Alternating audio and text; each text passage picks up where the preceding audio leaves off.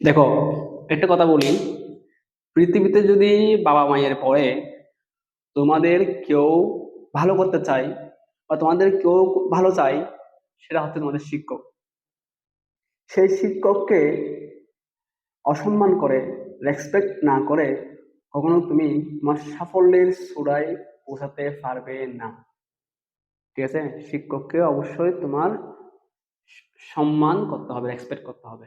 এখন শিক্ষককে রেসপেক্ট করা মানে কি? তার পায়ে ধরে বসে থাকা? না। শিক্ষককে রেসপেক্ট করা মানে হচ্ছে, শিক্ষক যখন কোনো কিছু বোঝাচ্ছে তখন তার সাথে আই কন্ট্যাক্ট ঠিক রেখে তার জিনিসগুলো বোঝা। আমি যখন পিছনে ফিরে লিখতেছি, তখন তোমার উচিত তুমি অন্যজনের সাথে কথা না বলে লেখাগুলো বোঝার চেষ্টা করা, কি বলতে চাচ্ছি সেটা বোঝার চেষ্টা করা। আর তুমি যদি সেটা চেষ্টা করো, তাহলে তুমি হচ্ছে শিক্ষককে এক্সপেক্ট করতেছো। আগামীকালে কি পড়া দিয়েছি সেটা যদি আজকে তুমি শিখে আসো, আজকের জন্য তুমি প্রস্তুতি নাও আগামীকালে পড়ার জন্য, তখন তুমি শিক্ষককে এক্সপেক্ট করতেছো। আগামীকালকে পরীক্ষা নিব, সেটার জন্য তুমি আজকে থেকে প্রিপারেশন নেওয়া শুরু করছো, শিক্ষকের কথা শুনতেছো। এটা হচ্ছে তুমি শিক্ষক এক্সপেক্ট করতেছো। আর এই শিক্ষককে রেসপেক্ট করাই হচ্ছে একটা ইবাদত।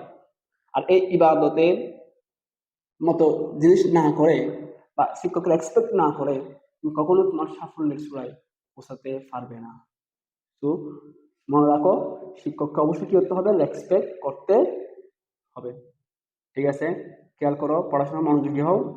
যা বলতেছি তা একটু বাসায় গিয়ে ভালো করে পড়াশোনা করো। আগামীকালকে পরীক্ষা বলতেছি না, আগামীকালকে পরীক্ষা দিতেই হবে। এভাবে ধাপে ধাপে আস্তে আস্তে তুমি এগিয়ে যেতে পারবা।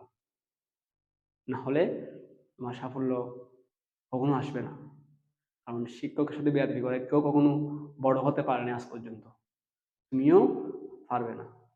তো সবাইকে রেসপেক্ট করতে হবে, কারণ সে তোমার ভালোর জন্য কাজগুলো করতেছে। ঠিক আছে?